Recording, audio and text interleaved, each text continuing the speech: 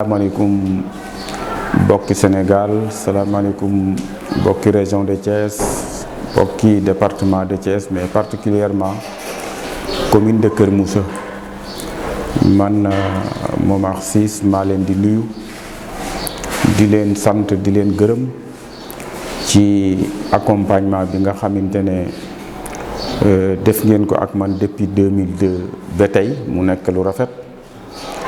ànd ceeg yéen ci loo xamante ne ci njëriñul askan wi la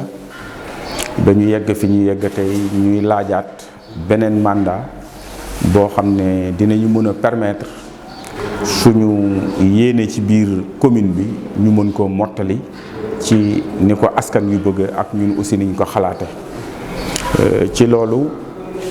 bu ñu xoolee commune bi fi ñu ko jëlee en 2002 ci terme budget ci terme réalisation je pense que mën nañu wax ne def nañu ko à plus de 90% te ñun suñu objectif moo doon def ko à 100%. Donc bon li ñu dese pour ñu mën a atteindre suñu objectif matul sax 15% te dinaa ko expliquer léegi. Bi may soog a ñëw ci commune bi dama visé woon ñetti objectif bi ci jëkk mooy nit ñi njàng mi ñu amélioré ko ñu am fu ñuy jànge xale yi bi ci topp ñu am ndox bi ci topp ñu am fajukaay bi ci topp aussi xale yi ñu mën a am béréb yoo xam ne daañ ci mën a tàggat seen yaram ñeent yooyu yëpp nag benn boo ci gis am na jéego yuñ ci def yu bari yoo xam ne comme ni ma ko waxee léegi jàpp naa ne dinañ ko mën a mottali bu fekkente ne askan wi yeesalaat nañ ñu seen kóolute te am nañ ci yaakaar bu baax a baax ne dañ koy defaat te comme niñ ko doon defee ci loolu mu am ay mébét yoo xam ne yaakaar nañu ne dans l'avenir war nañu ko mën a réaliser pour que vraiment li ñu bëgg a def ci commune bi yëpp ñu def ko. Première bi mooy wàllu faju gi ñu fexe ba gën a améliorer côté boobu ci wàllu poste de santé yi maternité yi gis nañu ne fii à Kër Moussa dans le cadre de la coopération ci suñu RSE nga xam ne chaque année dañ koy orienter fu ñu ko war a def cette année gis ngeen ne vraiment ñu ngi préparer benn poste de santé bu mucc ayib boo xamante ne day ànd ak maternité et logement et tout ce qui va nous permettre aussi prochainement diriger poste de santé bu Kër Moussa à un centre de santé te ñu ngi ciy am yaakaar pour def ko. Beneen bi ci topp mooy c'est bien beau ut ay poste de santé mais it dafa laaj ay équipement te équipement boobu moment yi may wax ak yéen dañuy xaar rek liggéey bi terminé pour ñu ñëw installer ko. D'ailleurs je profite de l'occasion sax pour ne leen li fi nekkoon ci ay logistique yi mel ne ambulance yeeg yeneen yoo xam ne amuñu ko woon pour ne pas dévoiler yi nga xam ne mooy ñëw ci kanam daañ ko gën a renforcer de façon que vraiment ñu gën a mën a améliorer wàllu santé bi ci côté boobu. Bu dee wàllu njàng mi aussi xam nañu ne fii au niveau de Kër Moussa benn lycée la ñu amagum mais ñu ngi ci procédure yi pour que dans la zone sud ñu mën fa am beneen lycée boo xam ne dina mën a désengorger li nga xam ne mooy dajaloo fii à Kër Moussa wala ñuy dem ci yeneen dëkk yi fu mel ne Pout. ci loolu gis nañu ne aussi pour l'enseignement de proximité noonu laa ko mën a wooyee pour que xale yi di bañ dem fu sori. tax na ba def nañu dans le cadre de la RSE benn CM fële dans la zone nord pour mën a permettre xale yi aussi ñu bañ dox yeneen distance mu dese ñu nag benn CM boo xam ne bientôt dina poser première pierre bi mu ngi war a nekk dans la zone centre numéro 2 c'est-à-dire vers Mboul Kayel Xinin ak dëkk yooyu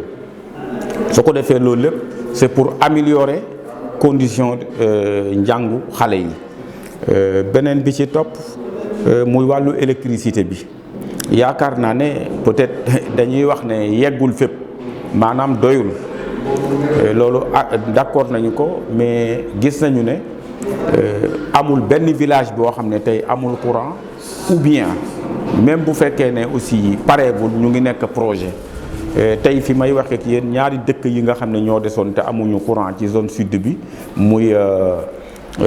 Suun Séeréer beneen partie bi ak Càmbox pour bientôt éclairage public bi dal di dugg foofu. yeneen yi mooy dans la zone nord am na fa ay hameaux yoo xam ne courant bi yegg siwu fa te pour bientôt incha allahu dinañ ko connecté ba ñoom itam ñu dal di jot ci courant bi. mu des wàllu ndox mi là aussi ñu ngi ciy def liggéey bu mucc ayib boo xamante ne ku dem ci population yi di nga gis ne ñoom ñu ngi ciy def wut naa ñoo xam ne ñu ngi ciy def liggéey boo xam ne pour bientôt vraiment problème mu ndox mi dootu nekkati problème majeur boo xam ne moom la ñu mën a wax. loolu aussi ñu ngi ciy jéggalu ci askan wi xamal leen ne aussi da di secteur boo xam ne da di secteur bu xaw a doy waar, mais def nañ ci lu ñu mën pour que ndox mi war a mën a agsi ci ñëpp. mais balaa may terminer phase boobu sax problème électricité bi bariwaat na lu nit ñi di wax problème mu les lampadaires, mais je pense que loolu moom pour bientôt ce sera derrière nous, parce que pour bientôt on va commencer d'implanter les poteaux et tout. def nañu liggéey technique bi ba pare, ñu may ñu tuuti rek incha allah yooyu dina ñëw balaa muy yàgg. am nañu aussi yeneen projet yoo xamante ne dans le cadre du programme triennal d'investissement boo xam ne xam naa ne moom mooy nekk suñu prochain mandat, mooy programme bi nga xam ne mooy programme phare boo xamante ne vraiment dina defar commune bi yépp une fois pour toutes, parce que c'est un programme de presque 2 milliards boo xamante ne déjà les études de faisabilité, études techniques yëpp def nañu ko. Il ne reste que la mise en œuvre dans les prochains jours, c'est-à-dire au début de l'année 2022 bi incha allah ñu war ko commencer. programme boobu aussi wàllu route yi ku ci ne xam na ne suñu commune dañu am problème mu ay yoon, te loolu aussi li koy waral bu ñu fàtti toujours ne appellation bi rek moo xaw a dañ, mais nous restons toujours commune rurale, parce que yoruñu benn agglomération boo xamante ne nit ñi fa la ñu dëkk. dañu dëkk dans les différents villages, te chaque village ak morom c'est des villages distants parfois de plus de 5 à 7 kilomètres. donc nekkul lu yomb sur le plan technique même sax pour que ñëpp mën a am yoon yu baax. mais vraiment ci programme bi nga xam ne wax naa ko léegi muy le programme triennal d'investissement nga xam ne dem na ci près de 2 milliards. je pense que une fois que ñu commencé ko dérouler tous ces programmes là buñ ko comment dire exécuter, yaakaar naa ne population bi seen tawat duutu bareeti. beneen bi ci des te ci laay terminer muy le problème foncier, que nit ñi bañ a am luñ ci tiit, parce que yaakaar naa ne amoon nay jamono indi woon na fi ay bruit ñu naan ñi ndekk zone sud bi vers Leen Suun Wolof ainsi de suite ñëw dëkk yooyu dëkk en principe dëkk yi nekk ci zone sud bi dañu lim ci ay dëkk yoo xam ne day jóg pour rassurer les populations que ne loolu dara amu ci, c'est des intox. le moment où je vous parle vraiment dox naa ci yoo xam ne dina nekk surprise sax ci les populations, ndax tous ces villages là daañu ko restructurer façon boo xamante ne nit ñi léegi au lieu woon ñuy yor ay délibération, mais dañuy am seen bail, pourquoi pas ñu war a mën a wuti seen titre foncier, te amul dara loo xam ne dinañ ko ci perdre. ñi nga xam ne amoon nañu la ñu amoon même la ñuy amaat, te itam vraiment y a des plans yoo xam ne prochainement chaque village daañu fa def benn descente. man personnellement les chefs de village et les villageois ñu présenter leen ko ba ñu xam ne li ñu leen di wax avec l'appui des techniques, les services techniques de l'État, ñu mën a xam réellement suñu yéene ci gox boobu lan moo fa war a mën a nekk ba bu ñu fi jógee ñu mën a jàpp ci loolu.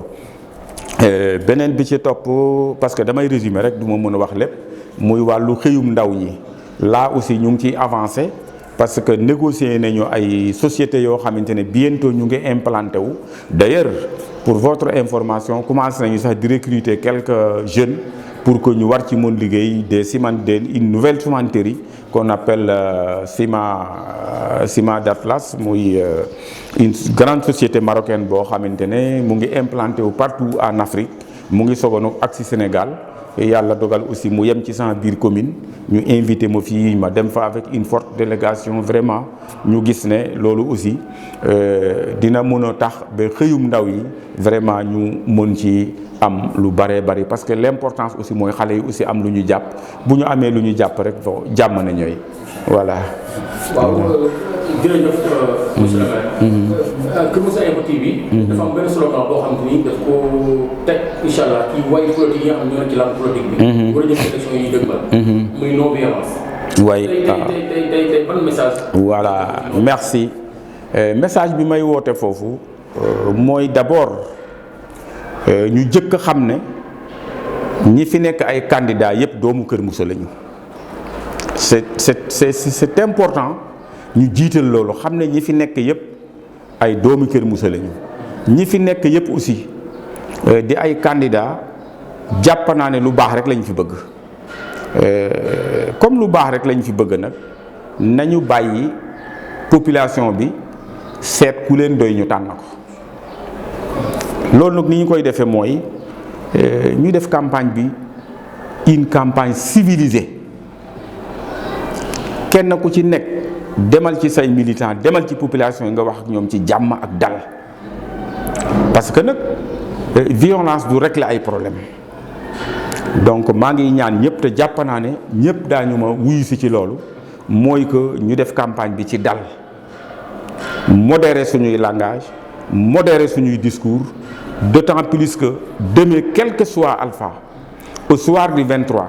kenn ku ci nekk dina woo di nga yàkkamtee woo monsieur le maire félicité ko, su boobaa aussi monsieur le maire tàllaat loxo pour war a ànd ak yow liggéey. Donc gis naa ne loolu lu ñu am yaakaar la ci ne it noonu lay demee rek, parce que itam am nañ ci yaakaar bu baax a baax. Mais daal nañu ànd ak dal, surtout xale yi ñu ànd ak dal, xam ne aussi bu ñu yàkkamti daal seen àdduna nañu tey rek topp ci suñu ginnaaw ëllëg bon lu wadda ci ñu nag ñoom ñu for ko. Message yi mooy wax samay militants rek mooy li ma leen doon wax, parce que man dama am des militants disciplinés. Je pense que nit mësul dégg militant bu ànd ak Momar Ciss muy def ay violence ci wàllu politique, te du ngeen ko dégg jamais, parce que c'est des militants yoo xam ne yar naa leen ci loolu, parce que it dañuy xool ci man, ndax man nit mësul dégg ci man dérapage langage, nit mësul dégg ci man def leneen loo xam ne dafay ndiru ay violence. Ba tax na jàpp naa ne daal ñëpp bu ñu meloon ne moom duñ fi dégg benn violence, lépp dina terminer ci jàmm incha allah. Voilà. waaw di remercier bu baax Kër Moussa Info TV, di leen ñaanal aussi vraiment ñu mujjee am télé bu mag a mag, parce que man aussi xëy na waxuma leen ko, mais am na benn programme très ambitieux pour la presse locale boo xam ne aussitôt après les élections dinaa leen woo ñu ñëw ñu xool nan la ñuy doxale programme boobu dans la commune, parce que aussi il est important, lu am solo la aussi ñu mën a am suñu presse locale, parce que itam jamono mooy dox. maa ngi sant ñëpp di gërëm ñëpp di sant population Kër Moussa yëpp, bàyyiwuma kenn maa ngi leen di sant bu baax, ndax wax dëgg yàlla population la boo xamante ne jox nañu ma confiance boo xamante ne mënuma ko fàtti ba ma fiy jógee incha allah.